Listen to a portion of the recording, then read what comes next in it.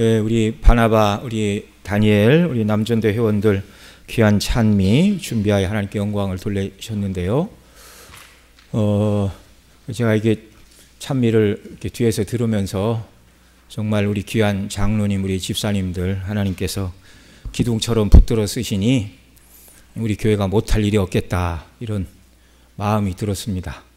예, 참 하나님 주신 은혜고요. 제가 오늘 정기 노예가 있어서 이렇게 낮에 노예를 갔다 왔는데, 이제 코로나를 이제 한국 교회가, 전 세계 교회가 겪었잖아요. 그러니까 이제 전 세계적으로도 과거 세계 역사는 이제 BC와 AD로 나눕니다. 다 아시잖아요. 비포 클라이스트, 주전, 그 다음에 기원 이후, AD, 엔노 도미니.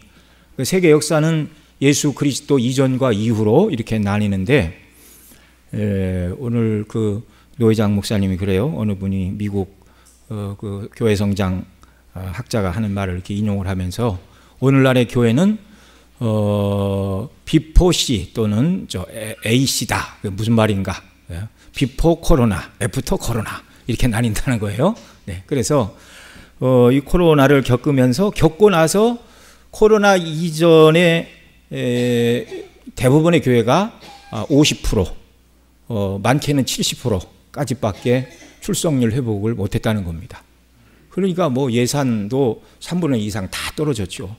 그러니까 교회 모든 행사를 다 줄여야 될 수밖에 없고, 또 어느 목사님 얘기를 들었더니 자기는 근처 가까운 교회, 우리 교단인데 한 250명 모이는 교회인데 코로나 겪고 나서 30명 남았대요. 참 좀 특이한 케이스죠. 네. 그런 얘기를 들으면서 하나님께서 우리 중심교회를 든든히 붙들어 주신 이유가 무엇인가? 성도님들 한 분 한 분이 하나님의 말씀에 붙들려 있기 때문이다. 결론은 그거 아닙니까? 네. 코로나 전에는 그냥 분위기에 휩쓸려서 올 수도 있어요. 문화적으로 올 수도 있고 인간관계라도 올 수 있고. 그런데 코로나를 지나면서 그런 것들이 끊어지니까 그런 분위기나 인간관계가 얼마든지 세상 것으로 다 이렇게 치환이 되잖아요. 그러나 마음속에 하나님의 말씀을 받아서 그 말씀에 깨어있고 그 말씀에 갈급한 사람들은 코로나가 문제가 아닌 거예요. 이해가 되시죠? 네. 그래서 사도 바울이 밀레도에서 에베소 장로들을 청하여 고별 설교를 향하면서 마지막에 내가 떠나면 사나운 이리들이 나타나 이리저리 큰 거짓 선지자들이 나타나고 양떼를 아끼지 않을 것이다, 그러면서 결론적으로 그렇게 말합니다. 내가 주와 은혜의 말씀께 여러분을 부탁한다. 주와 그 은혜의 말씀께 부탁한다. 네. 우리 성도님들이 늘 하나님의 말씀 듣고 그 말씀을 사모하고 그 말씀대로 살려고 순종하는 일을 통하여 더더욱 중심교회를 하나님께서 든든히 세워주시는 줄 믿습니다. 예. 오늘부터 우리가 이제 사도신경을 살펴볼 것인데요. 사도신경은 신구약 성경의 뼈대다, 그렇게 말할 수가 있겠죠. 뼈대다. 그래서 우리가 믿는 신앙이 무엇인가를 이제 간략하게 요약해주고 있는 내용인데, 이 말씀들을 살펴보면서 저와 여러분의 믿음이 더 하나님의 말씀이라는 반석 위에 견고히 서는 이런 은혜를 주님께서 베풀어 주시기를 원합니다. 예. 자, 이 프린트물 다 받으셨나요? 예. 자, 여러분 보겠습니다. 자, 먼저 사도신경이라고 할 때 신경 또는 신조의 정의, 기원 등등 서론적인 내용을 살펴보고, 그 다음에 이제 천지를 만드신 하나님에 대해서 살펴보겠습니다. 신경 또는 신조라는 말은 교회에서 공적으로 사용하기 위한 신앙 고백 또는 신앙의 내용을 언어의 형태로 표현하되 그것에 특별한 권위를 부여하여 구원을 위해서 또 건전한 기독교를 유지하기 위해 없어서는 안 되는 꼭 필요한 것들, 곧 필수 불가결한 것을 이제 요약해 놓은 것입니다. 신조, 신경은 구원과 관련된 성경의 핵심 교리를 글로써 정리한 경문이라고도 말할 수 있습니다. 신조, 신경이라는 말이 영어로는 크리드인데요. 내가 믿는다는 뜻의 라틴어 크레도에서 나온 말입니다.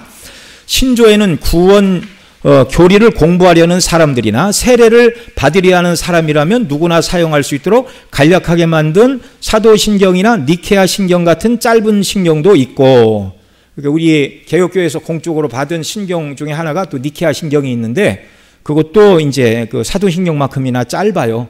예. 이 강론을 끝내기 전에 언제 짧은 전문을 한번 실어드리겠습니다.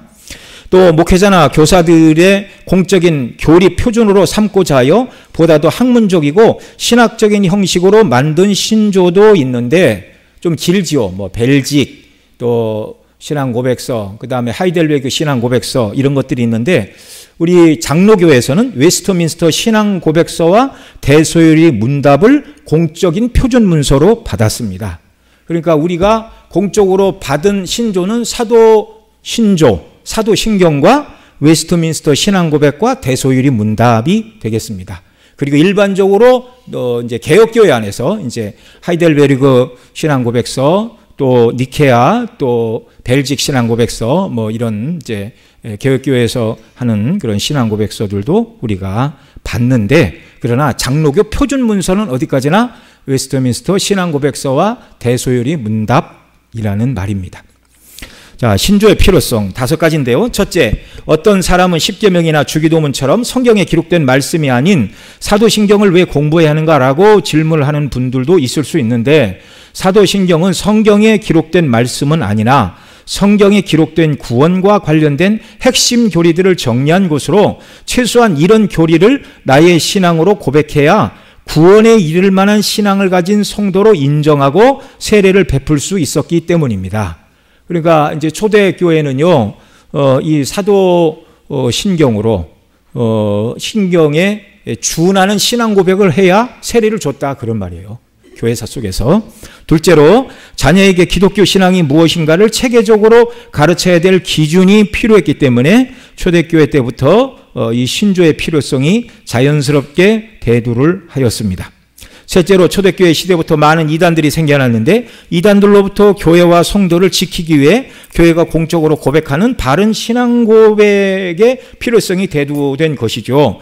성경이 말하는 성부 하나님은 전능하시고 천지를 만드신 분이시며 동시에 그리스도 안에서 우리의 아버지가 되시는 분이십니다. 하나님을 믿는다고 하면서 이 사도신경이 말하는 전능하사 천지를 만드신 하나님으로 믿지 않는다면, 또 예수님을 믿되 그의 외아들 우리 주 예수 그리스도를 믿사오니 이는 성령으로 잉태하사, 그러니까 예수님의 동정녀 탄생을 부인하는 사람은 그리스도인이 아니에요. 예. 이 사람은 마음 착한 사람인지는 몰라도 그 사람은 그리스도인 아닙니다. 사도신경의 고백대로 믿어야 참 성도가 되는 거예요. 자, 하나님을 믿는다고 하면서 이 사도신경이 말하는 신앙 고백을 부인하거나 다른 하나님을 말하는 것은 이단이요, 자신이 정통 신앙으로부터 벗어나 있는 자임을 드러내고 나는 이단이라는 것을 자인하는 것입니다. 자, 이단들도 성경을 가지고 가르쳐요. 여러분, 뭐 어떤 기독교 이단 중에 불경 가지고 와서 봐라 그러는 사람 어디 있어요? 다 성경 가지고 얘기하는데 해석이 잘못되었어요. 해석. 그러니까 이 신앙 고백은 초대교회부터 사도들의 신앙을 이어서 쭉 내려온 이 고백이다, 그런 얘기입니다. 이제 뒤에 가면 더 얘기를 해요. 바른 신앙 고백, 바른 신조로부터 바른 신학이 서는 것입니다. 넷째로 선교를 위해서도 바른 신경, 신앙 고백이 필요했습니다. 선교지에서 가르칠 때 무엇을 가르칠 것인가? 여러분, 그 우리나라 신라 시대 경주 무덤에 가면 이렇게 옆에 이렇게 무덤 이렇게 석과 그렇게 씌웠는데 거기에 이렇게 십자가 표시 있는 거 들어보셨습니까? 처음 들어보세요?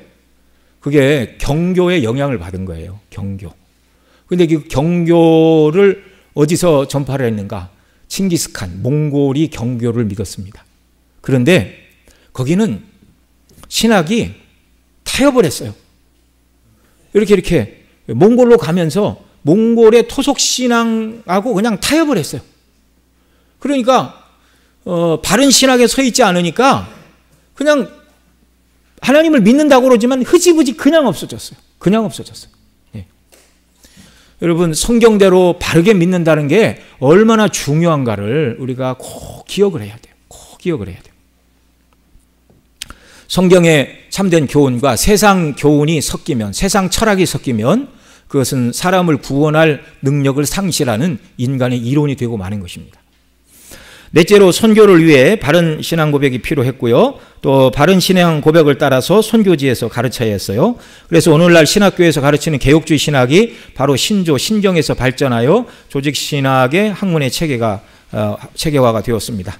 다섯 번째로 예배 시간에 우리가 믿고 섬기는 삼위 하나님이 어떤 분인가를 고백하지 않고 어떻게 하나님을 예배할 수가 있습니까? 우리 예배 시간마다 우리가 믿고 섬기는 하나님, 전능하사 천지를 만드신 하나님 아버지를 내가 믿사오며, 집에서도 이 신앙 고백을 우리가 한 번씩 되뇌일 때마다 큰 어려움이 와서 낙심하고 좌절할 상황에서 전능하사 천지를 만드신 그 하나님이, 전능하사 천지를 만드신 하늘에 계신 아버지, 그분이 하늘 아버지, 나의 하늘 아버지, 네.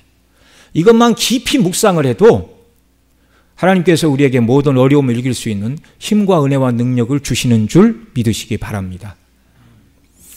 우리가 믿고 섬기는 하나님이 어떤 분이시고 또 우리에게 어떤 구원을 베푸시는 분이신지를 매 주일 예배 시간마다 고백하는 것은 일평생 신앙의 경주를 하는 자들로 하여금 이 신앙 고백을 자꾸 생각하고 되뇌임으로 말미암아 내가 어떤 하나님을 믿고 어떤 구원을 받았고 지금 어떻게 살아야 되며 어디로 달려가야 되는지 계속 방향성을 제시해 주는 거예요.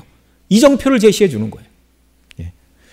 그래서 우리 신앙의 참된 안내서, 하나님 나라에 넉넉히 들어가는 그 순간까지 참된 신앙의 안내서가 바로 신앙 고백들, 교리들이다. 그 중에 하나가 사도신경이다. 그런 얘기입니다. 사도신경의 유래, 사도신경이라는 말 때문에 어떤 사람들은 사도들이 직접 작성했다고 말하는 분들도 있는데 그런 신뢰할 만한 증거는 전혀 나타나지 않습니다. 만약 그 말이 사실이라면 그 중요한 내용을 성경을 기록한 마태나 요한이나 사도 바울이 성경에 기록했을 것이에요. 사도신경을 12사도가 한 구절씩 말하여 이루어진 것이라고 주장하는 사람이 나타났는데 주 395년, 굉장히 오래됐네요. 주 395년 사도 신조 주석을 쓴 누피너스라는 사람이 그렇게 주장을 했어요. 이 사람이 뭐라고 그랬냐면, 예수님이 승천하시고 열흘째 12제자가 예루살렘을 떠나기 전에 영감으로 가르칠 것을 받아 한 줄씩 요약해서 썼다 말하면서, 베드로는 말하기를 나는 전능하사 천지를 만드신 하나님을 믿는다고 했고, 그의 형제 안드레아는 그의 아들 우리 주 예수 그리스도를 믿는다고 하였고, 야고보는 성령으로 잉태되어 동정녀 마리에게서 나왔다, 뭐 이렇게 주장을 하는데 뒷받침할 만한 다른 근거가 없습니다. 왜냐하면 이 사도신경의 전문의 형태가 교회사의 문서 속에 4세기 말에 등장을 해요. 4세기 말에.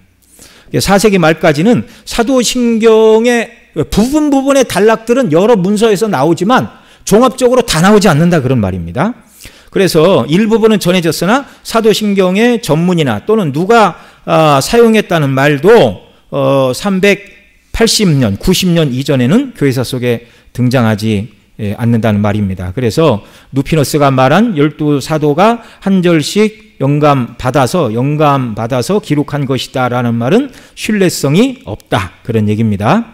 사도 신조 주석을 쓴 누피너스보다 한 15년 앞서서 주후 380년 밀란의 감독이었던 암브로스는 한 편지에서 로마 교회가 부패하지 않도록 잘 보존하고 있는 사도들의 신경에 대하여 언급을 하였는데, 그 말이 사도들의 저작이라는 말이 아니라 어떤 의미의 사도 신조라고요? 같이 읽습니다. 그 따옴표 친 부분 시작. 사도들이 교리에 대한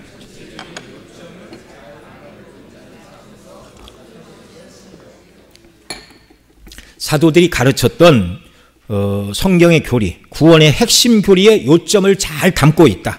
그래서 사도들의 신경이다, 이렇게 불렀습니다.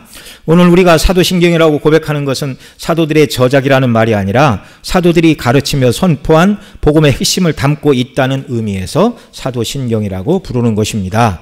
종교개혁자 칼빈은 또 이렇게 말했어요. 나는 사도신경이 어디서 났든지 간에 교회의 초창기 즉 사도 시대에 모든 사람이 이구동성으로 그것을 공중 고백서로 인정했다고 확신한다. 어느 한 개인이 사적으로 쓴 것 같지 않고 사람들이 할 수 있는 가장 오랜 옛날부터 확실히 모든 경건한 자들이 그것을 신정한 권위로 인정했다. 우리가 유의해야 할 유일한 점에 대해서는 논란의 여지가 전혀 없다고 생각한다. 즉 우리가 믿음의 역사 전체가 사도신경에 간명하고 질서 정연하게 요약되어 있으며 성경의 순수한 증언에서 보증을 얻지 못하는 것은 하나도 포함되지 않았다. 칼빈이 한 말 중에 중요한 말은 이거예요. 사도신경에 간명하고 질서 정연하게 믿음의 역사가 요약되어 있고 성경의 순수한 증언에서 보증을 얻지 못하는 것은 하나도 포함되지 않았다라는 얘기입니다.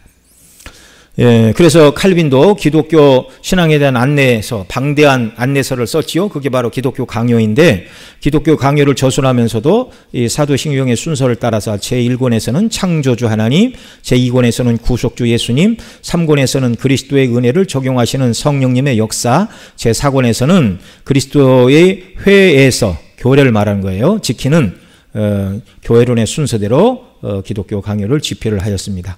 오늘날 조직신학의 기초가 칼빈의 기독교 강요임은 또한 부인할 수 없는 사실입니다. 그 웨스트민스터 종교회의 총대들은 요리문답에 십계명과 주기도문과 함께 사도신경을 추가했습니다. 사도신경은 사도들에 의해 작성된 것도 아니고 정경과 같은 성경과 같은 권위가 있는 것으로 존중되어야 하는 것은 아닐지라도 십계명과 주기도문과 같이 요리문답에 첨가한 것은 하나님의 말씀에 일치하는 기독교 신앙을 간략하게 한데 묶은 총람이기 때문이다. 그런 말입니다. 네. 민우야, 총람이란 말이 무슨 뜻이라고요? 거기 있어요. 간략하게 한데 묶은 것. 이걸 총람이라고 그래. 네. 자, 신조의 기원과 성경 봅니다. 하나님을 나는 이런 분으로 믿는다고 고백하는 최초의 신앙 고백은 다 성경에 들어있어요. 출애굽 후 홍해를 건넌 다음 홍해에서 그들을 구원하시고 애굽의 군대를 홍해에서 멸하신 하나님의 행사를 보고 하나님을 노래하고 있는 출애굽기 15장 1절로 18절 그 중에 이제 몇 구절만 모세의 노래를 기록하고 있는데 이게 신앙 고백이에요. 구원을 행하신 하나님. 우리 같이 읽습니다. 시작. 이때에 모세와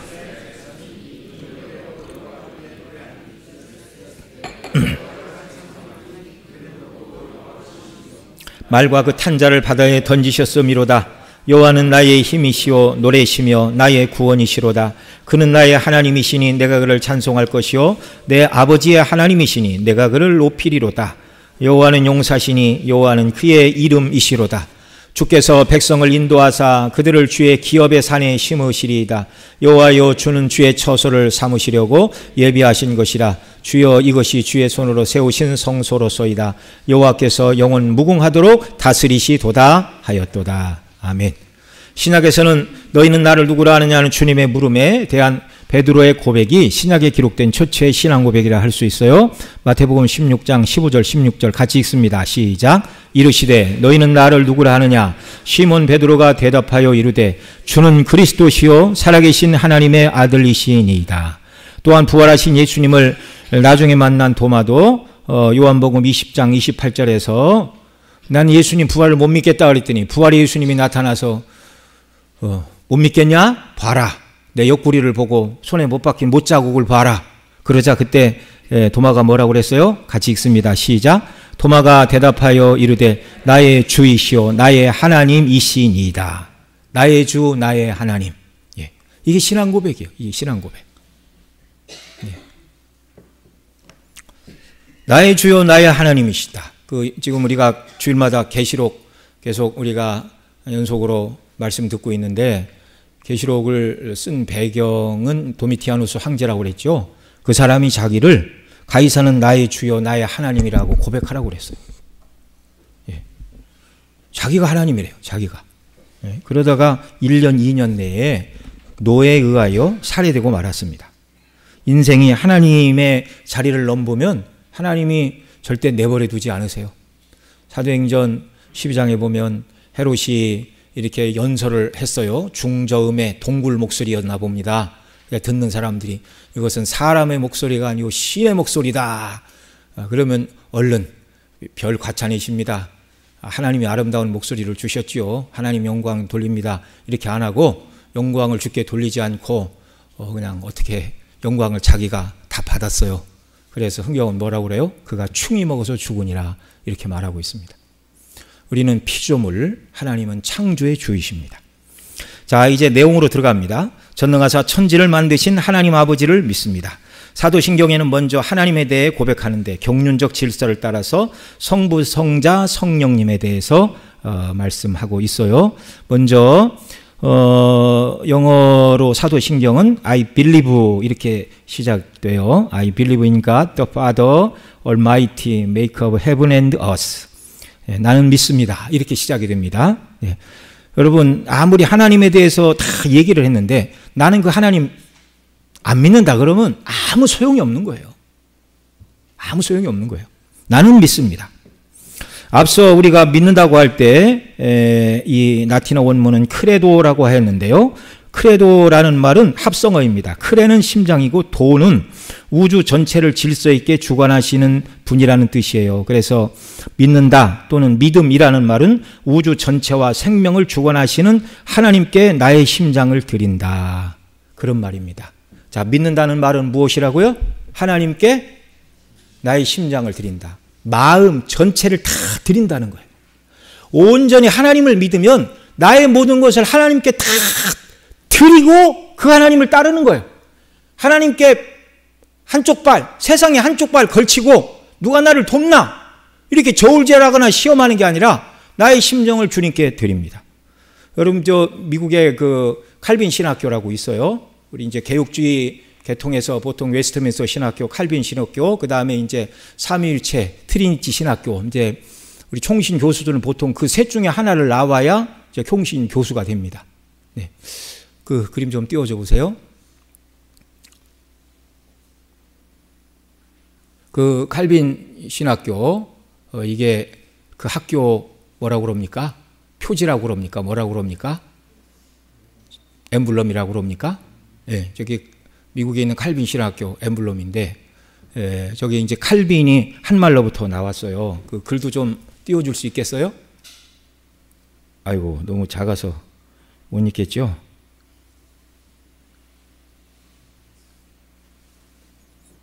예, 제가 조금 읽어드릴게요. 이게 칼빈의 심장을 형성한 그림입니다. 이거 눈 아프니까 그림을 보여주세요. 자, 나의 마음을 드리나이다 주님께 즉시 그리고 진심으로. 요한 칼빈의 심장, 좌우명 모토, 하나님께 바쳐진 불타는 심장을 가지고 손을 내미는 것입니다. 이렇게 말하고 있는데요. 조금 더 읽어드릴게요. 오 주여, 내가 신속하고도 신실하게 나의 마음을 하나님께 제물로 드립니다. 라는 의미.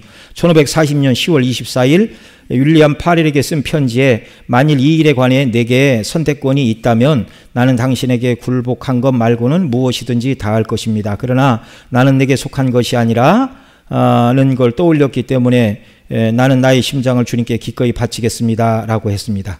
윌리엄 파렐이 칼빈한테 너 종교개혁 안 하면 하나님이 너를 치시고 너에게 진노하실 거야. 너한테 그런 학문적 재능을 주시고 그랬는데 네가 종교개혁에 앞서지 않으면 하나님 가만두실 것 같냐? 이렇게 위협을 했어요. 윌리엄 파렐이.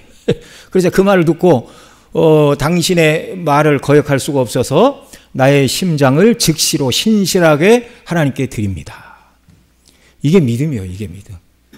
여러분, 우리가 섬기는 하나님은 우리의 마음, 심장은 마음, 생명, 열정 다 포함되잖아요. 이 모든 것을 다 드려 섬겨야 마땅한 하나님이에요. 마땅한 하나님. 전능하사 천지를 만드신 하나님이 내 아버지시다. 이 얘기만 들어도 여러분 마음이 뿌듯합니까? 뿌듯하지 않습니까? 부자예요? 부자 아니에요? 부자예요. 천지 만물을 지으신 전능하신 하나님이 하늘에 계신 내 아버지라는데 내가 무엇이 부족합니까? 예. 근데 그 하나님 안 쳐다보고 하나님을 나의 도움으로 삼아서 하나님 이거 집어주세요. 저거 골라주세요. 저거 갖다 주세요. 하나님을 나의 왕이 아니라 나의 심부름꾼으로 섬기면 하나님은 매우 언짢아 하십니다. 예, 나는 그런 존재 아니야. 예? 여러분, 저기 신하가 가서 왕한테 가서 왕이여 등 좀 긁어주세요. 그러면 되겠습니까? 예? 그 우리가 하나님한테 이거 해주세요, 저거 해주세요 이렇게 말하는 건 신하가 왕한테 가서 내 발톱이 많이 길었는데 왕이 나를 사랑하면 발톱 좀 한번 깎아보세요 이렇게 말하는 것보다 더 황송한 얘기가 되는 거예요. 예. 하나님은 존귀와 경배와 섬김의 대상입니다. 하나님께 그렇게 나아갈 때 하나님이 우리에게 복을 주시는 거예요. 물질적이고 세상적인 복이 아니라 하나님 자신을 우리에게 주십니다. 그래서 어떤 형편과 처지에서도 참된 만족과 기쁨과 감사와 평안을 누리며 세상을 이기며 살아가게 하시는 줄 믿으시기 바랍니다. 이런 사람에게는요, 세상의 조건은 아무 문제가 되지 않아요. 물론 그런다고 하나님이 그런 사람을 굶기거나 다 떨어진 옷 입게 그렇게 하시지 않으시는 줄 또한 아시기 바랍니다. 필요한 은혜를 주세요. 여러분, 이 땅 길어야 100년이고 우리가 머지않아 다 천국에서 눈 뜨고 주님과 더불어 살아갈 사람들인데 그 영원토록 주님 나라에서 살아갈 걸 생각하면 여러분, 몇십 년 남은 이 생에 주님을 가까이 하고 주님을 사랑하고 주의 뜻대로 순종하며 주 앞에 가야 영원한 천국에서 그때는요, 뭐 더 열심히 한다고 상급이 더 주어지는 때가 아니에요. 여러분, 천국에 가면 상급에 차별이 있는 줄 아시죠? 예. 물론 겨우 구원을 받은 사람도 감지덕지의 구원일 것입니다. 그러나 충성을 다한 사람에게 주시는 구원과 상급은 또한 받은 자만 아는 그런 놀라운 은혜를 하나님이 더해 주실 것입니다. 예. 그래서 우리는 정말 하나님을 신뢰하고 사랑하고 모든 것을 다 드려야 돼요.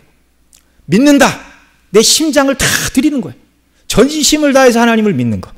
우리가 이런 믿음을 달라고, 이런 온전한 믿음을 달라고 이전에게 더 기도해야 될 줄로 믿습니다.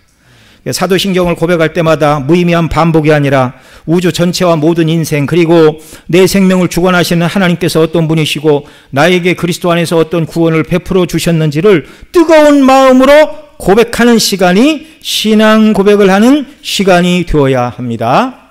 그래서 우리가 이 신앙 고백의 내용을 잘 배우고 머리에 이 내용을 잘 새기면서 전능하사 천지를 만드신 아버지 하나님을 내가 믿사오며 이렇게 할 때 정말 그의 심령에 하나님 주시는 기쁨과 감격을 가지고 하나님을 예배할 수 있게 되는 줄 믿으시기 바랍니다. 자, 그러니 예배 시간마다 사도신경을 고백할 때 그 고백이 무의미한 고백이 아니라 그 어린아이들은요, 누가 빨리 하는가? 전능하사 천지를 만드신 아버지는 다 그렇게 쳐다봐요, 다른 애들. 예, 그런 애들 있어요. 나는 다 했는데 쟤는 아직도 못 외웠네. 떠듬떠듬하고 그런다고. 네. 예. 우리가 이제 어린아이 수준에서 벗어나야 되겠죠? 의미를 깊이 생각하고 하나님 앞에 감사하며 신앙 고백을 해야 됩니다. 히브리어에서 믿음은 에무나인데 이 말은 견고하다, 확실하다, 믿을 수 있다, 진실하다는 의미입니다.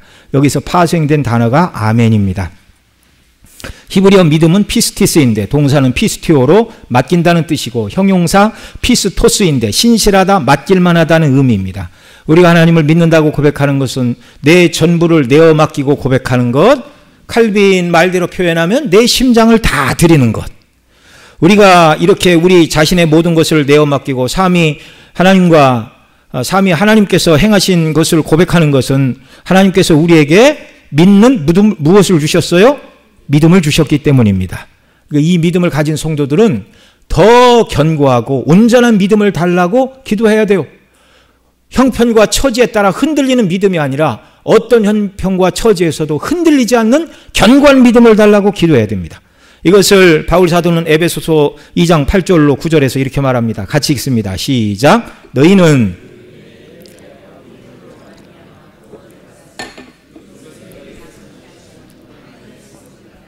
행위에서 난 것이 아니니 이는 누구든지 자랑하지 못하게 하려 함이라. 아멘. 그 은혜를 의하여 믿음으로 말미암아 구원을 얻었나니 이것은 믿음은 너희에게서 난 것이 아니요 하나님의 선물이라. 믿음은 은혜, 선물, 은혜, 공짜란 말이죠. 선물, 공짜란 말이죠.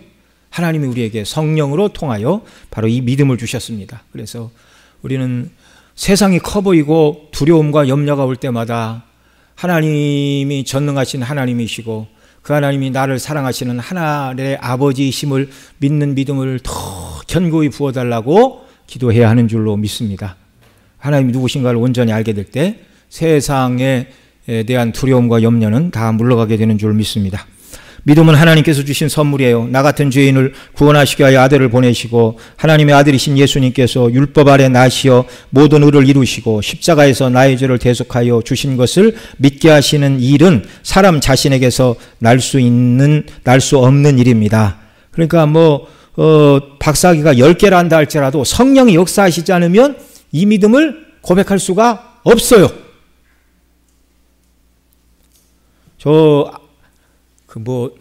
한신대학교에 석좌 교수라는 어떤 분이 있어요. 김머시기 분. 근데 그분은 자기가 예수님을 믿는다고 안 합니다. 근데 신학교에서 그분을 석좌 교수로 앉혔어요. 이런 아이러니가 어디 있습니까? 예. 물론 우리 교단 아닙니다. 예. 거기는 성경이 하나님의 말씀도 있다 그렇게 믿는 사람들이니까. 예. 왜 그러는지 저는 모르겠어요. 자, 그래서 하나님과 예수님과 성령님의 역사를 믿는 믿음은 하나님께서 주신 것이라고 말하는 것이고요. 믿음이 하나님의 선물이어도 그 믿음은 내 것이므로 성령은 나로 하여금 믿음을 고백하게 하십니다.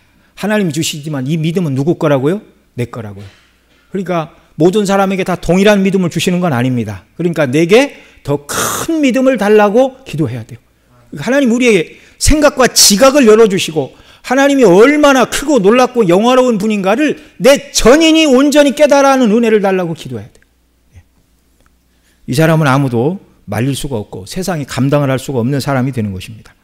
아직 예배 시간에 고백하는 신앙 고백이 믿어지지 않는 사람들이 있을 수도 있습니다. 마가복음 9장 14절에 보면 예수님께서 변화산에서 내려오시자 어떤 사람이 귀신 들린 자기 아들을 데리고 왔는데 제자들이 고치지 못하였습니다. 예수님을 보고 그 아이의 아버지는 주님께 이렇게 요청했어요. 그러나 무엇을 하실 수 있거든 우리를 불쌍히 여겨사 도와주옵소서. 제자들이 자기 아들을 고치지 못하자 예수님께서 고치실 것이란 기대감이 낮아졌기 때문에 혹시 무엇을 하실 수 있으면 이렇게 말한 거예요. 그러자 주님이 뭐라고 그랬습니까? 할 수 있거든이 무슨 말이냐? 믿는 자에게는 능히 하지 못할 일이 없느니라. 이에 그의 아버지가 내가 믿나이다 나의 믿음 없는 것을 도와주소서라고 부르짖을 때 주님께서 그 아이에게서 귀신을 쫓아내 주셨습니다. 사도신경의 고백이 하나님께서 살아계시고 하나님께서 죄인을 구원하시는 방식이 그 아들 예수 그리스도의 대속을 통한 구원이라는 사실이 온전히 믿어지지 않는 사람들, 그런 우리 어린아이들이 있다면 이 아이의 아버지와 같이 기도해야 됩니다. 내가 믿나이다 나의 믿음 없는 것을 도와주소서. 구원과 전혀 상관이 없는 사람들은 예수님의 십자가를 증거하고 하나님에 대하여 말할 때 어떤 반응도 나타내지 않아요. 그러나 하나님에 대하여 예수님의 구원에 대하여 관심을 가지는 사람은 이미 그 마음속에 하나님께서 뭔가 작업을 하고 계시는 거예요. 영적인 각성, 그 다음에 이제 회심, 컨빅션, 다음에 컨버전으로 나가는 은혜를 주시려고 영적인 각성을 주시는 거예요. 그러니까 하나님의 택한 백성이 아닌 사람들은 인생의 구원받을 길을 하나님이 마련해 내셨는데 우리의 죄의 문제를 위하여 예수님이 이 땅에 오셔서 우리 대신 율법을 다 지키시고 그분이 우리 죄를 대속하기 위하여 십자가에 못 박혀 죽으셨습니다 라고 말할 때 하나님이 택한 백성들은 성령께서 그들의 귀와 마음을 열어서 믿게 하시고 거듭나는 은혜를 주시는데 택한 백성이 아닌 사람들은 뭐라고 그럴까요? 뭔 소리 하는지 모르겠네. 그러고 가는 거예요. 그 영국의 노예 해방 운동의 그 법안을 통과시킨 윌리엄 윌퍼버스라는 의원이 있습니다. 그 사람이 이제 젊어서부터 경건한 그리스도인이었는데 젊은 날 그의 친구 피트, 이 피트는 나중에 수상이 돼요. 둘이 이제 청교도 목사님의 설교를 듣고 딱 나왔어요. 나와서 윌리엄 윌버퍼스가 이처럼 은혜 놓고 영화로운 말씀을 듣다니요. 그랬더니 그 친구가 지루하기 짝이 없는 말, 혼났다. 이게 하나님께서 은혜를 주신 심령과 은혜 받지 못한 심령 가운데 극명하게 나타나는 일입니다. 그래서 먼저 믿는 우리들은요, 우리의 자녀들, 또 우리 집 아이는 아니라 할지라도 우리 주일학교에서 자라나는 아이들, 그 다음에 전도함을 받아 처음 나온 사람들이, 교회 처음 나온 사람이 용어 뜻도 잘 모르고 믿음도 없는데 눈이 반짝반짝해서 잘 듣겠어요? 잘 못 듣겠어요? 잘 못 듣는 게 정상이에요. 이건 뭐냐면요, 중학생을 대학생 강의실에 갖다 놨는데 그냥 인문학 강의실이 아니고 공학교실에 갖다 놓은 거와 똑같은 거예요. 공학교실. 공식을 알아야 되잖아요. 그 용어를 알아야 되잖아요. 그 중학생이 대학생 공대 교실에 갖다 놓고 무슨 법칙 설명하면 알아듣겠어요? 못 알아듣죠. 그런 거와 마찬가지입니다. 그래서 이렇게 처음 오신 분이 있으면 우리가 따뜻하게 이렇게 손을 잡고 잘 맞이하고, 누가 처음 오셨네 그러면 하나님 오늘 예배 가운데 성령님 역사하사 저분이 처음부터 끝까지 다 알아듣는 은혜를 주시면 좋겠지만, 뭔가 하나라도 하나님이 살아계시고 교회는 꼭 나와야 되고 예수님 믿어야 구원받는다는 뭔가 하나는 반드시 깨닫고, 그래서 다음 주에도 다음 주에도 예배당에 다시 나오는 은혜를 하나님 부어주시기를 원합니다라고 처음 나온 분들을 위해 여러분 함께 기도해 주시기 바랍니다. 그게 성도의 교제이고, 만약에 내가 어떤 사람을 전도해 왔는데 나뿐만 아니라 다른 사람이 일을 해서 같이 기도해 주면 이게 얼마나 기쁘고 복된 일입니까? 얼마나 행복한 일입니까? 얼마나 아름다운 일입니까? 정말 우리가 이런 일에 힘을 써야 돼요. 그리고 누가 낯선 사람이 이렇게 교회 오시면 식사하고 가세요 하고, 이제 지난주도 이제 낯선 분이 이렇게 한 분 오셨는데 제가 이제 그 앞에 가서 이렇게 밥을 먹었어요. 보니까 아무도 안 계시더라고. 그러면 안 됩니다. 낯선 분, 그 다음에 아직 교회에 푹 들어오지 못한 분들, 이런 분들이 오면 구역장님들은 반드시 다른 일 하지 말고 그분 앞에 가서 밥 먹으세요. 밥 먹고 잘 지냈냐 손도 한번 잡아주고, 정말 따뜻한 말도 해주고, 이렇게 해서 아직 교회에 완전히 정착하지 못한 분들이 참 교회 가면 우리 구역장님도 계시고 우리 전도회 우리 집사님도 계시고 참 따뜻하고 사랑이 넘치는 곳이는구나, 이런 사랑을 받고 이렇게 가정으로 돌아가 그 다음 주일을 기다리게 되는 이런 일이 우리에게 있기를 바랍니다. 우리 30년 같이 믿은 사람들은요 아무 상관없어요. 뭐가 뭔지 다 알잖아요. 그래서 먼발치로 아유 오셨네요. 아유 뭐 별일이 없으신가? 뭐 다 그러지만 우리 김진성 집사님 몇 년 될 때까지 밥 먹고 가기가 어려웠다고요? 안 먹었어요? 교회 밥이 맛이 없어서 안 먹었죠? 불편해서. 네, 불편해서. 집사님 되시고도 드시기 좀 불편했습니까? 집사님 되시고는 아니고. 네. 네. 이게 정말 집사님이 됐는데도 어울리는 것이 서먹서먹해서 밥을 못 먹을 정도가 되면 안 되잖아요. 그러니까 여러분이 하여튼간 교회 처음 나오시는 분들 앞에 바로 앉아서 따뜻하게 눈을 맞추고 손을 맞잡고 식사도 맛있게 하시고, 이런 일들이 우리에게 필요하겠습니다. 자, 연약한 분들을 위해서 기도해야 돼요. 주님 내게 믿음을 더하여 주시옵소서. 여러분 정말 앞서 제 서론에도 코로나 시대 하나님께서 우리 믿음을 붙들어 주셨다 그 말씀을 드렸는데, 믿음이 아니면 교회에 붙어 있을 이유가 없어요. 믿음이 아니면, 하나님을 믿는 믿음이 아니면, 말씀을 통해 주시는 은혜를 받고 하나님을 더 알고 하나님의 뜻이 무엇인가를 깨닫기를 원하고 그 하나님을 더 사랑하는 이 믿음 안에 거하는 일이 아니라면 교회에 나올 이유가 없는 것입니다. 그래서 우리가 더 이 믿음을 부어달라고 기도해야 돼요. 사도신경의 고백이, 하나님께서 살아계시고 죄인을 구원하는 방식이 그 아들 예수 그리스도의 대속을 통한 구원이라는 사실이 온전히 믿어지지 않는 사람들은 이 아이와 아버지와 같이 기도해야 됩니다. 내가 믿나이다. 나의 믿음 없는 것을 도와주소서. 자, 택함받지 않은 사람은 예수님 얘기에도 아무 관심이 없다고 그랬죠. 네. 그러나 하나님이 살아계시나? 죽은 다음은 어떻게 되나? 이런 영적인 고민을 하는 영혼들은 하나님께서 그의 영혼을 거듭나기 직전 영적인 각성을 하라고 지금 영혼을 만지시는 과정입니다. 그런 분들을 위해서 우리가 더 기도해야 됩니다. 온전한 믿음을 주시기를. 자, 온전히 믿기를 원하지만 사람의 지성과 의지로 되지 않는 일이니 주의 도우심을 구하는 것은 당연하고 피조물로서 겸손하게 주님의 도우심을 구하는 것은 마땅하고 합당한 일이기 때문입니다. 부모들은 자녀들이 온전한 신앙 고백을 하는 자들로 견고히 서도록 기도하고 늘 말씀으로 가르치고 바르게 예배하고 신앙인으로 살아가는 삶의 모범을 보이며 주께서 자녀들에게 긍휼을 베풀어 주시기를 간구해야 하겠습니다. 자, 그 다음 이제 성부 하나님은 어떤 분이세요? 전능하신 하나님이십니다. 전능하신 하나님이라는 표현은 구약의 히브리어로 엘 샤다이라는 말이에요. 엘이 하나님이라는 말이고 샤다이가 전능하다는 말입니다. 이 단어가 처음 사용된 본문은 창세기 17장 1절인데 같이 읽습니다. 시작. 아브라함이 99세 때에 여호와께서 아브라함에게 나타나서 그에게 이르시되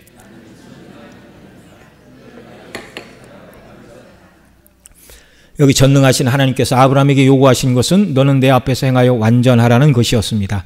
물론 행하여 완전하라는 말은 하나님 앞에서 윤리와 도덕에 있어서 흠이 없이 행하라는 의미를 포함도 하지만 더 중요한 것은 본질적인 개념은 하나님께서 지금껏 아브라함에게 약속하신 바를 기억하고 아직 사라를 통하여 후사를 낳지 못했다고 낙심하지 말고 내 후손을 하늘의 별과 같이 바다와 모래와 같이 주시리라는 그 약속을 이루어 주실 줄 믿고 하나님의 언약을 신뢰함으로 낙심하지 말고 바른 삶을 살아라. 그것이 내 앞에서 행하여 완전하라. 그런 말입니다.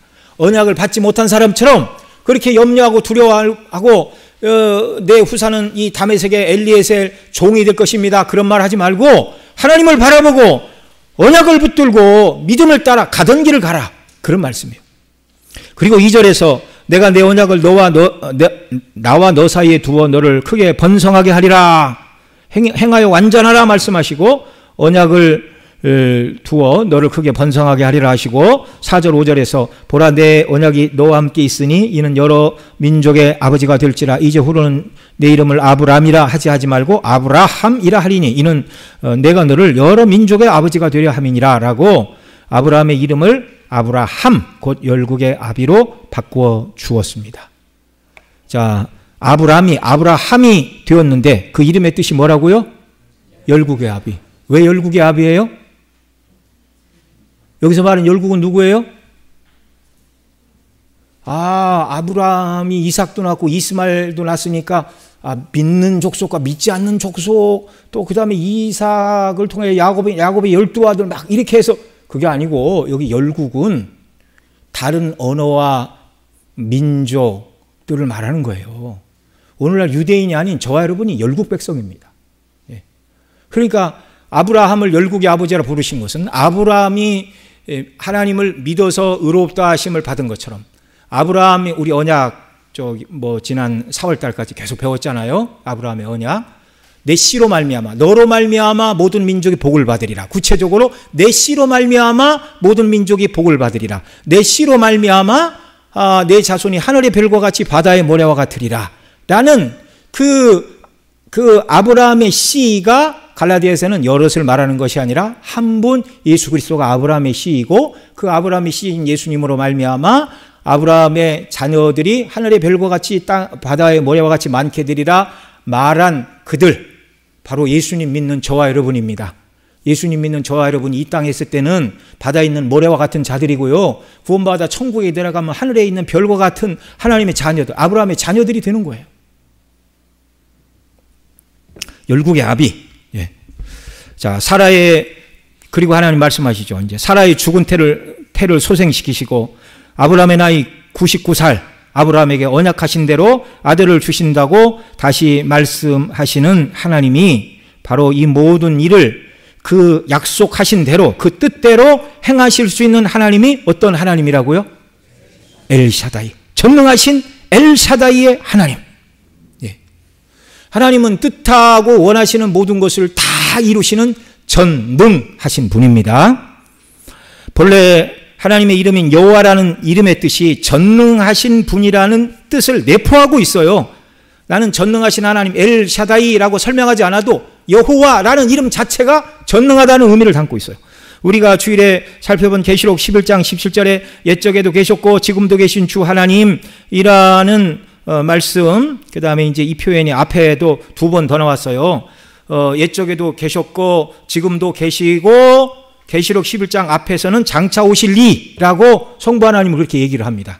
그런데 여기 계시록 11장에서는 예수님의 재림의 때라서 장차 오실 이라는 표현이 생략이 됐다. 몇 주 전에 말씀을 드렸습니다. 자, 이 표현에 대하여 탈꿈주의자인 수도 요나단은 이 표현은 출애굽기 3장 14절 무슨 말씀이죠? 여호와께서 모세를 호렙산 떨기나무 불꽃 가운데 부르시고 내가 너를 바로에게 보내리라 민족에게 보내리라 그러실 때 백성에 가서 나를 보내신 하나님이 누구라고 그럴까요? 하나님의 이름이 뭐라고 그럴까요? 그렇게 모세가 여호와의 이름을 물을 때 여호와께서 당신의 이름을 가르쳐 주셨어요. 뭐라고요? 나는 스스로 있는 자니라. 나는 여호와라는 뜻이 바로 그 말이에요. 나는 나이다 그런 뜻입니다. 영어로 I am that I am. 네. 이 말씀의 뜻은 나는 스스로 있는 자다. 나는 나다라는 그 말이 나는 나다라는 그 말이 나는 지금도 있고 장차 있게 될 자라 번역할 수도 있다고 말하면서 스스로 있는 자라는 말을 이중으로 번역하면 이중, 삼중으로 번역할 수 있는데 이중으로 번역한 것이 나는 이제도 있으며 장차 있을 자라는 것이고 삼중으로 번역하면 나는 전에도 있었고 이제도 있었고 장차 있을 자라고 번역할 수 있다 그 말이에요. 무슨 말을요? 나는 스스로 있는 자라는 말을. 이 말씀은 단순히 역사의 시작과 중간과 끝에 계시며 모든 것을 지켜보시는 방관자 하나님이라는 말이 아니에요. 극장에서 영화 보듯이 과거, 현재, 미래를 그냥 지켜만 본다 그런 말이 아니에요. 이 말은요, 역사 속에서 주권을 행하시는 분으로서 그 누구와도 그 무엇과도 비교할 수 없는 창조의 주역이시고 장차 일어날 모든 일을 말씀하실 수 있고, 그러니까 하나님이 장차 일어날 일을 말씀하신다는 것은 하나님 밖에서 일어날 일을 예언한다는 말이에요? 아니에요. 장차 일어날 일을 미리 말씀하신다는 건 뭐예요? 그렇게 섭리하신다는 말씀이에요. 그렇게 되도록 섭리하신다는 말씀이에요. 뿐만 아니라 엄청난 역경 속에서도 그 백성을 애굽에서든 바벨론에서든 열국에서든 그 백성을 구원할 능력이 있으신 하나님. 그래서 여호와가 너를 보내노라. 두려워 말고 담대히 백성에게 가서 말하고 그 다음에 바로에게 가서 이 백성을 보내라고 말하라. 나는 누구라고요? 전에도 있었고 현재도 있었고 장차 있을까요? 모든 것을 창조하고 통치하고 앞으로 일어날 모든 일을 계획하고 이루시는 전능하신 하나님이다 그 말입니다. 우리 하나님께서 여호와 언제나 살아계신 창조주요 주권자로서 무엇이든 원하시는 것을 행하실 수 있는 분이시기에 나는 전능한 하나님 엘샤다이라 말씀하시며 아브라함에게 너는 열국의 아버지가 될 것이라고 약속하신 대로 그 말씀이 이루어져 열국 백성인 저와 여러분이 예수님 믿고 아브라함의 믿음의 아브라함의 자녀가 되었습니다. 여기 열국의 아비라는 말, 아브라함 같은 믿음을 고백하는 이방인들을 구원하시는 구원의 하나님이심을 말하는 거죠. 전능하신 하나님은 택한 백성을 구원하시는 하나님이십니다. 하나님은 전능하시기에 하나님께는 기적이란 단어는 쓸 수가 없습니다. 그러나 하나님은 무슨 일이든 하실 수 있지만 아무 일이나 하시지는 않으십니다. 의미가 있는 일만 하시는 거예요. 해야 될 일만 하시는 거예요. 이 세상의 모든 악도 전능하신 하나님의 손안에 있습니다. 모든 악의 근원이 하나님은 아니시나 악도 하나님이 주관하고 통치하십니다. 그러나 그 모든 악도 결국 합력하여 뭐가 이루어져요? 선을 이루십니다.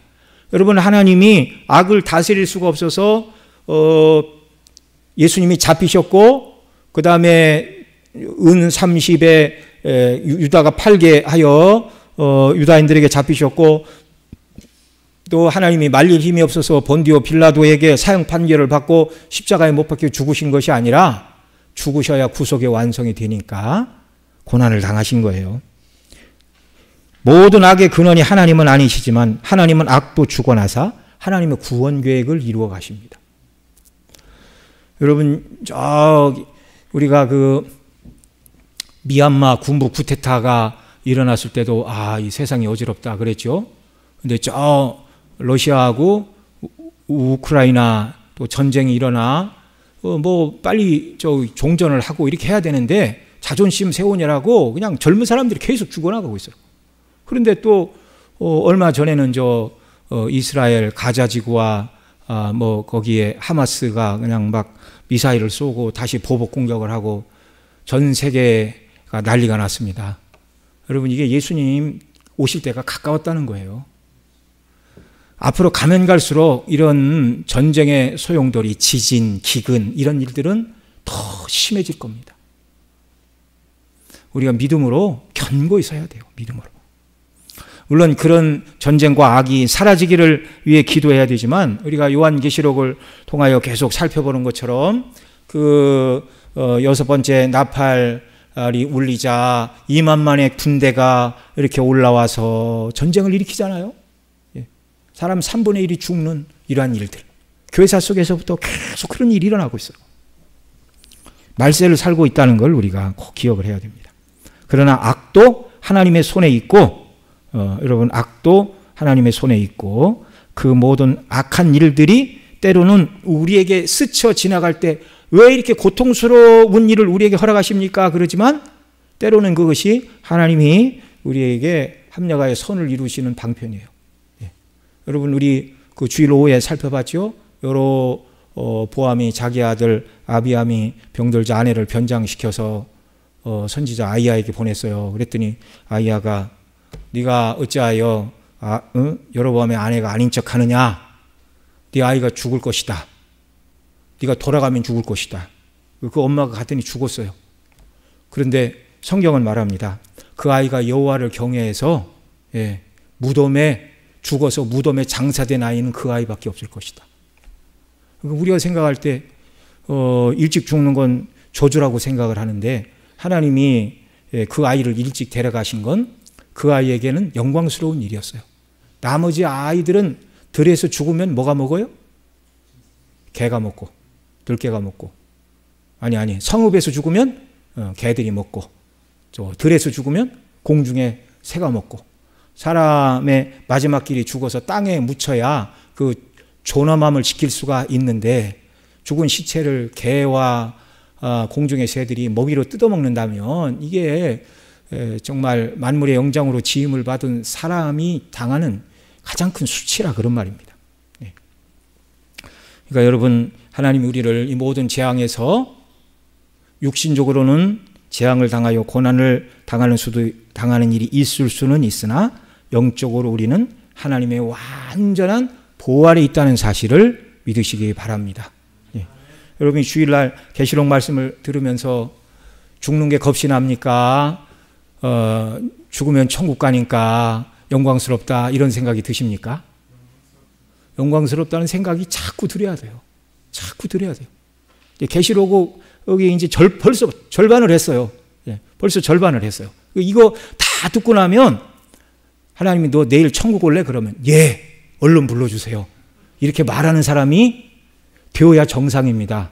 왜요? 이 세상과 어떻게 천국을 비교해요? 아이고 목사님이 저 염세주의자구나. 그러지 마세요. 하나님 우리에게 살게 하시는 날 동안 주의 영광을 위하여 최선을 다하고 충성을 다하고 하나님이 맡기신 일을 위해서 운동 열심히 하시고 식이요법 열심히 하시고 건강관리 잘 하십시오. 그러나 하나님의 뜻이 있어서 부르시면 기쁨으로 가는 것도 그리스도인의 길이에요. 주일 오후에 계속 이스라엘 역사를 통해서 우상 숭배 살펴보고 있죠.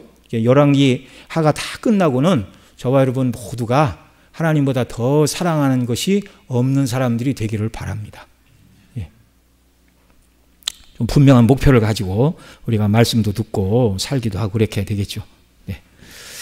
자, 욥은 자신이 잘못이 없어서 사단의 시험으로 고통을 받았으나 결국 마지막에는 하나님이 그 2배의 복을 하나님이 부어주셨어요.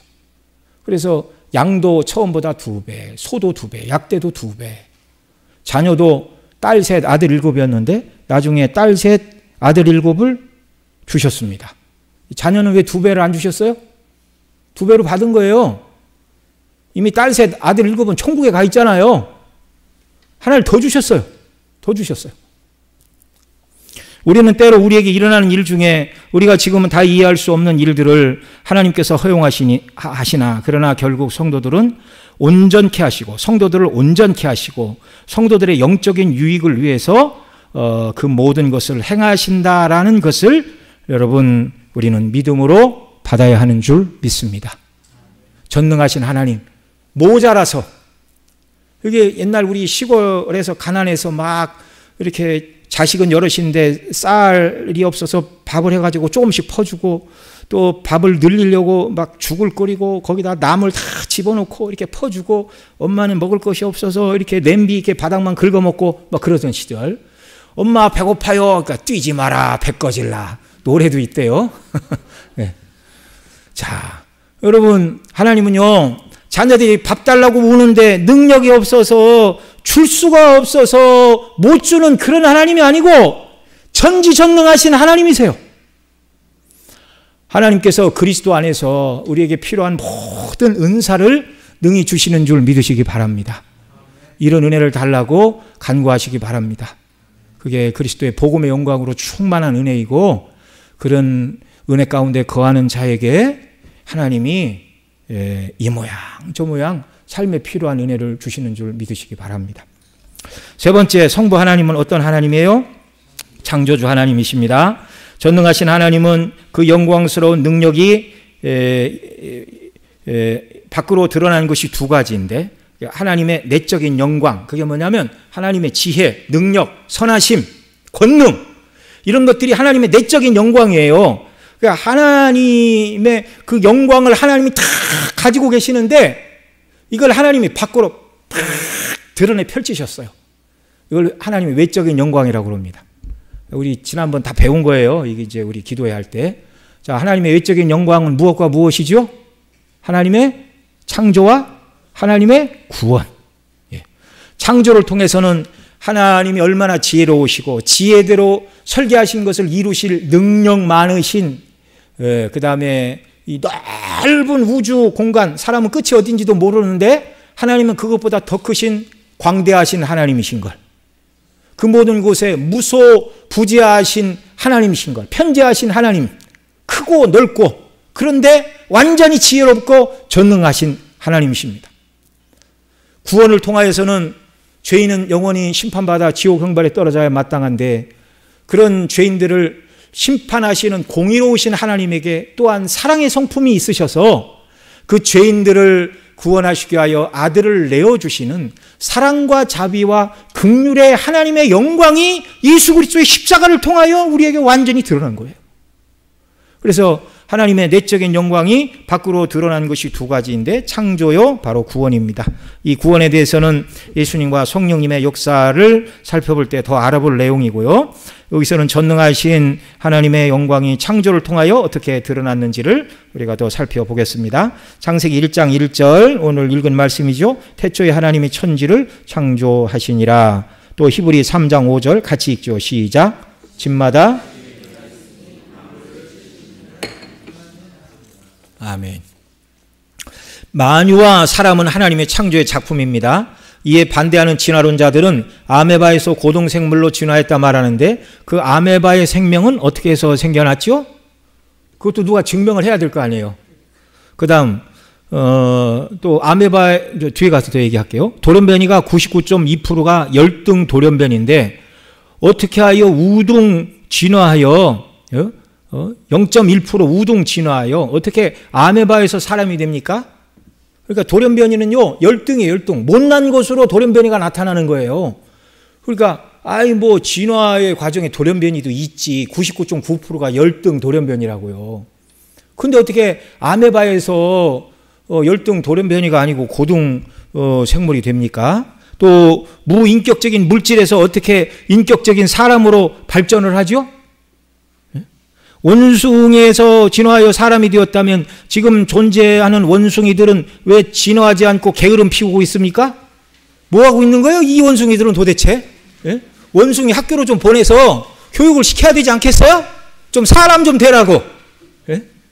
그 원숭이 학교를 왜 안 만드나 몰라? 진화론자들이. 이런 진화가 가능하다면 90% 사람이면서 10% 원숭이는 왜 없고 10% 사람이고 나머지 90%인 중간 단계 그 무엇은 왜 없어요? 말도 안 되는 거예요. 진화론은. 과학자들은 어떤 현상을 보고 가설을 세울 수는 있습니다. 그러나 가설이 과학이 되려면 동일한 조건에서 계속적인 실험을 통하여 같은 결과값이 나올 때 가설이 아니라 과학이 되는 겁니다. 이해가 되시죠? 무슨 말인가? 예. 과학은 항상 같은 재료로 같은 조건에서 똑같이 실험했을 때 같은 결과값이 나와야 과학이에요. 예. 진화론은 가설에서 출발하여 가설에 멈추어져 있을 뿐입니다. 아무도 아메바에서 그 다음 단계로 변화한 것을 실험하여 관찰하여 학계에 보고해서 생물학을 받은 사람이 없어요. 예. 노벨 생물학상을 받은 사람이 없어요. 여러분, 아메바에서 진화의 고등생물이 됐다면 지금 남아있는 아메바들은 다 뭐 한 거예요? 예? 그들은 왜 남들하고 같이 진화 안 하고 뭐 하고 있었습니까? 예? 이게 말도 안 되는 소리예요. 말도 안 되는 소리. 예. 오늘날 생명과학 분야가 발전하여 인간을 복제한다는 말이 나오나 그 사람을 복제한다 하여도 그 사람의 영혼과 마음을 만들어낼 수는 없는 것입니다. 창조는 오직 누구에게 속한 거예요? 전능하신 하나님만이 하실 수 있는 일입니다. 한동대 총장을 역임한 김영길 박사가 이런 말을 했어요. 먼 훗날 지구에 화학전이 일어나 생명 있는 존재인 인간과 동물과 식물이 다 죽고 로봇만이 존재하는 때가 왔을 때 로봇들이 우리가 어떻게 만들어졌지? 라는 것이 궁금했지만 설명해 줄 사람이 만약에 없게 된다면 로봇들이 자신의 몸을 조사해 보니 철도 있고 구리도 있고 아연도 있는데 마침 땅을 조사해 보니 땅에도 철도 있고 구리도 있고 아연도 있고 같은 성분이 있다는 걸 발견하고 오늘날 땅이 팍 폭발을 일으켜 자기들이 만들어졌다고 결론을 내렸다면 이 어리석은 로봇들의 주장과 오늘날 진화론자들의 주장이 무엇이 다른가? 이렇게 말하였습니다. 천지만물은 빅뱅에 의해서 아메바가 빅뱅에 의해서 지구가 만들어지고 아메바에서 발전해서 고등생물이 되고 원숭이가 지내 사람이 된 게 아니라 천지만물은 하나님이 각기 그 종류대로 어떻게 하셨어요? 창조하셨어요. 성경에서 만들다라는 단어가 세 가지가 있습니다. 첫째는 바라. 이 단어는 무에서 유를 창조하는 것을 말합니다. 아무런 재료 없이 무엇인가를 만들 때 사용하는 단어인데 창세기 1장 1절에 사용된 하나님이 창조하시니라가 바로 이 바라라는 단어예요. 무에서 유. 사람에게 해당하는 말이 아니라 전능하신 하나님께만 해당되는 단어입니다. 앞서 우리는 전능하신 하나님에 대하여 살펴본 바가 있죠. 나는 스스로 있는 자라는 뜻의 영어로 하면 비동사에 해당하는 하야라는 이 히브리어 단어는요, 단순히 있다, 존재하다, 나는 나다, 나는 존재한다 라는 차원을 넘어 앞서 살펴봤죠? 생명을 주시는 분, 창조자, 절대적이고 변하지 않는 분, 자존하시고 자족하시는 분, 전지전능하신 분, 그런 뜻이 있어요. 그래서 전에도 있었고 지금도 있으며 장차 오실 이라고 번역할 수 있는 것이며 단순히 역사의 과거와 현재와 미래 속에서만 존재하시고 구경하시는 분이 아니라 그분이 바로 창조이시며 역사의 주관자이시며 그 백성을 어떤 환경에서도 지키시고 구원하시는 분이 전능하신 하나님이라는 것을 살펴보았는데 이 전능하신 하나님께서 당신의 백성을 구원하시는 구속의 영광을 나타내시기 이전에 먼저 전능하신 하나님 속에 포함된 전지하심, 무소부재하심 가운데 그 모든 것을 전지하신 지혜를 따라 전능하신 그 능력으로 창조하신 것입니다. 전능하신 하나님께서. 만들다라는 두 번째 동사는 아사인데요. 이것은 준비된 재료를 가지고 무엇을 만드는 것. 우리가 구약성경 성막 만드는 거 우리가 말씀을 들었잖아요. 그때 금으로 무엇을 만들고 은으로 무엇을 만들라고 하실 때 단어가 바로 아사라는 단어를 쓰고 있습니다. 세 번째 만들다라는 단어는 야차르라는 단어가 있어요. 이것은 무엇인가를 앞에 두고 그 모양을 본떠 만드는 조각가의 작업을 말하는 것입니다. 그래서 아사나 야차르는 사람이 얼마든지 할 수 있는 일이나 재료 없이 무에서 유를 창조하는 바라의 창조는 누구만 하실 수 있다고요? 전능하신 하나님만, 엘샤다이의 하나님만 이 일을 하실 수 있어요. 피조물의 인생은 창조주 앞에서 겸손해야 되고 그 뜻대로 순종하며 살아야 하는 자임을 아는 것이 참된 평안과 만족을 누리는 삶의 원리임을 깨달아야 할 것입니다. 예. 참된 평안과 만족은 어디 있다고요? 하나님이 창조주이시고 나는 피조물이고 나는 그분의 뜻대로 순종해야 된다라는 걸 알고 하나님의 뜻대로 순종해 나갈 때 참된 평강과 만족을 하나님이 주시는 줄 믿으시기 바랍니다. 돈을 아무리 많이 벌어도 명예를 아무리 얻어도 세상에 인기를 아무리 얻어도 참된 만족이 없는 줄 여러분 아시기 바랍니다. 연예인들이 하루아침에 갑자기 이렇게 막 인기가 올라가서 사람들이 가는 데마다 환호하고 막 박수치고 막 사인해 주세요. 그러고 출연료도 많이 받고 그러면 이제 그런 사람들에게 뭐가 오죠? 뭐가 와요? 공황장애가 옵니다. 공황장애. 예? 왜 갑자기 아이돌들이 뜨고 나서 밤에 잠 못 자고 어떻게 할 수가 없어요. 그러니까 인기를 한꺼번에 얻는 건 재난이에요. 물론 예수님 잘 믿고 하나님 지켜주시는 사람들은 괜찮지만 인기뿐만이 아닙니다. 뭐든지 재물도 한꺼번에 왕창 하나님이 부어주시면 이거 관리할 능력이 없으면 큰일 나는 거예요. 큰일 나는 거예요. 그래서 잠언에서 아굴은 하나님 나를 부하게도 마시고 가난해도 마시옵소서. 가난하여 담을 넘다가 주의 이름에 먹칠을 할까 두렵습니다. 너무 많다고 하나님을 모를까 두렵습니다. 나에게 일용할 양식을 내게 주시기를 원합니다. 그 아굴의 기도가 지혜로운 기도예요. 주님이 우리를 버리지 않으십니다. 성부 하나님은 아버지 하나님이십니다. 전지전능하시고 자존하시며 무소부재하신 창조의 하나님을 생각하면 경외함을 가지지 않을 수가 없는데 더 나아가서 그 하나님이 바로 나의 아버지라고 성경은 말씀하고 있어요. 그런데 모든 인생이 다 하나님을 아버지라고 부르는 것은 아닙니다. 오직 성령님의 은혜로 예수님을 구주로 영접하고 믿는 자들에게만 하나님은 아버지가 되어주신다는 사실입니다. 요한복음 1장 12절 같이 읽죠. 시작. 영접하는 자 곧 그 이름을 믿는 자들에게는 하나님의 자녀가 되는 권세를 주셨으니 아멘. 또 로마서 8장 15절 같이 읽습니다. 시작.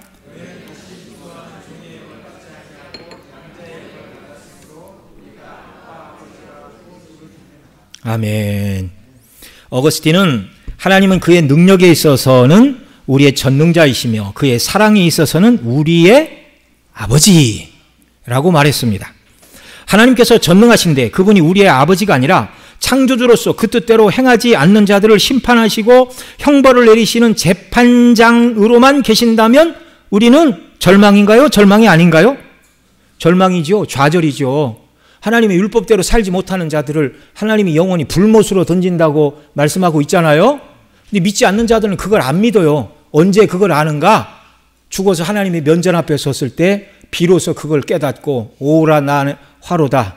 나는 죽게 되었도다. 하나님이 살아계시고 하나님의 피조물로서 하나님의 뜻대로 살아야 될 하나님의 의무 앞에 있는 존재라는 걸 양심이 말했었는데 내가 살았을 때는 아니라고 부정하다가 결국 내가 지옥 형벌에 떨어지게 되었다. 이렇게 말하게 되는 것입니다. 그런데 감사하게도 우리는 창조의 하나님, 그 다음에 인생에게 어떻게 살으라고 삶의 기준, 율법을 주시는 하나님이 율법대로 살지 못하는 우리의 모든 죄의 문제를 해결하시고 우리를 자녀 삼아주신 아버지 하나님이 되신다는 사실입니다.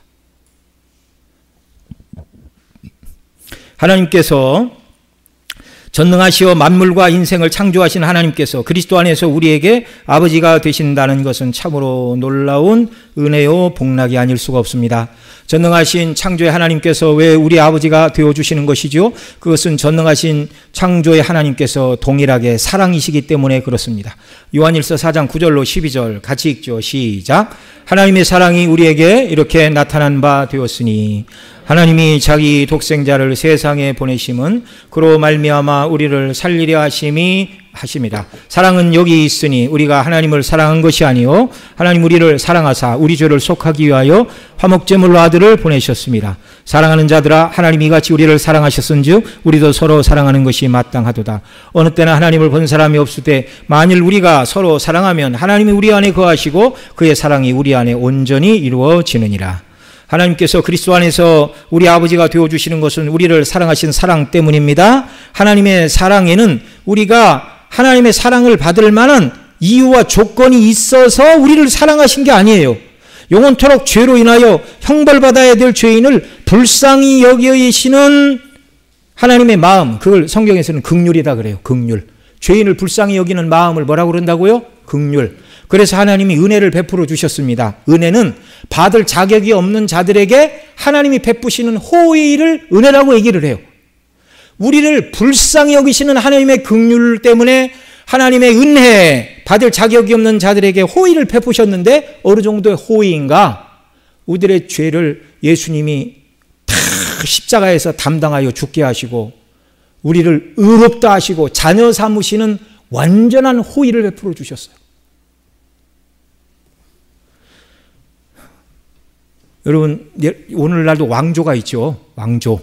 왕이 보통 이제 죽게 되면 이제 그 다음 왕위를 계승할 왕세자가 왕이 되고 하고 그러는데, 만약에 아버지 왕이 이렇게 건강할 때 아들에게 왕위를 물려줬어요. 그러면 왕이 된 그 아들은 어떻게 보면 그 세계, 그 나라를 다 얻은 거 아닙니까? 예. 우리 김지승 집사님 택하세요.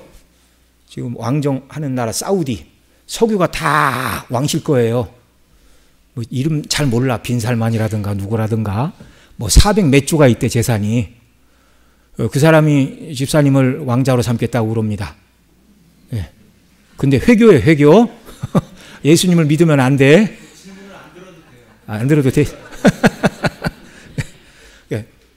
왕국을 얻는다 할지라도 예수님 믿고 구원 얻는 것과 비교하면 그건 비교 대상이 아닌 거예요. 그렇잖아요? 네. 그런데 왜 여러분은 일국의 왕자만도 못한 기쁨을 가지고 세상을 살아갑니까? 네? 왜 그렇게 힘들고 지치고 낭망한 표정으로 세상을 사십니까? 하나님의 아버지시고 구원을 받았고 영원한 천국을 이어받을 후사가 되었고, 예. 하나님의 아들이 되었는데, 저 어려서 주일학교 때 그런 노래 많이 불렀어요. 어떤 분은 어른 돼서 부를 수 없는 노래를 애들한테 가르치지 말라, 지난번 서창원 목사님 그러던데, 근데 발상을 바꾸면 됩니다. 애들이 부르는 노래를 어른들이 부르면 되는 거예요. 어떤 찬송을 불렀느냐? 왕왕왕왕 나는 왕자다, 하나님 나라에 나는 왕자다, 내가 비록 어릴지라도 나는 나는 왕자다. 예. 어려서 이런 찬송을 이렇게 듣고 자란 애들은, 아, 하나님이 왕이시고 하나님 나를 자녀로 받으셨고 천국의 왕자로 나를 받아주셨구나. 예. 2절도 있습니다. 0000 나는 공주다. 들어보셨죠? 네. 예. 참 하나님이 우리의 아버지가 되신다는 것, 예. 아버지가 되신다는 것, 예. 예. 어려서 아버지가 일찍 돌아가신 분들은 하나님이 나의 아버지가 되신다는 이 말이 그렇게 위로와 힘이 됩니다. 세상적으로 나를 보호하고 도와줄 아버지는, 육신의 아버지는 계시지 않지만, 도로 어떤 아버지들은 그냥 뭘 잡수고 들어와서, 또 어떤 분은 그러대요. 자기 아버지가 예술을 하셨대요. 동양화를 많이 하셔갖고, 예. 많이 하셔갖고 집에 있는 거 다 사회에 환원을 하고 술 먹고 들어와서 막 엄마 때리고 무서워서 밖에 쫓겨나가고 있고, 예. 예. 근데 지금은 이제 그런 아버지가 불쌍하다, 뭐 이제 그런 얘기를 하던데, 어쨌든 어려서 아버지가 없는 사람들이라 할지라도 하나님이 나의 아버지가 되신다는 것, 이것이 모든 그리스도인들에게는 한없는 위로요, 든든한 뒷배요, 능력이 되는 줄 믿으시기 바랍니다. 오늘도 이 하나님의 능력과 사랑은 조금도 감화해지지 않았어요. 광야 시대를 살아가던 백성들에게 필요에 따라 날마다 만나를 주시고 먹을 불이 없다면 반석을 쳐서 생수를 공급하시던 하나님의 능력과 손길은 지금도 조금도 짧아지지 않은 줄을 믿으시기 바랍니다. 육신의 아버지는 그렇지 않아요. 아들이 장성하여 아버지를 보면 그렇게 넓던 아버지 등판이 굽고 이렇게 막 조그매졌고, 아버지 뭐 사주세요 그러면 그래 막 이러고, 그냥 그 아버지가 이제 내 도움이 아니면 살아갈 수가 없는 초라한 노년이 되었을 때, 하나님 그런 하나님이 아닙니다. 태초부터 영원 무궁토록 하나님의 능력과 사랑과 권능, 그 백성을 향한 마음, 긍휼과 은혜가 통일하신 분. 그 하나님을 알기를 원하고, 그 하나님을 신뢰하고, 그 하나님 안에서 참된 평강을 누리기를 원하는 모든 백성들을 하나님이 차별하지 않고 가려받지 않으시는 줄을 믿으시기 바랍니다.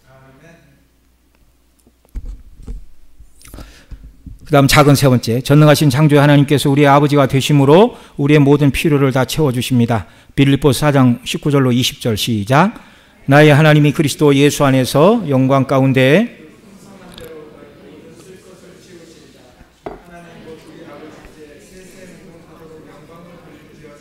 아멘.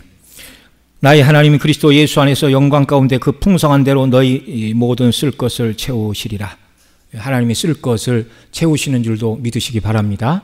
그러나 하나님 요거 갖고 안 돼요 말하는 건 일용할 양식을 하나님 주신다고 그랬는데 우리는 일용할 양식이 아니라 너무나 많은 다른 것을 요구하기 때문에 하나님이 안 주시는 거예요.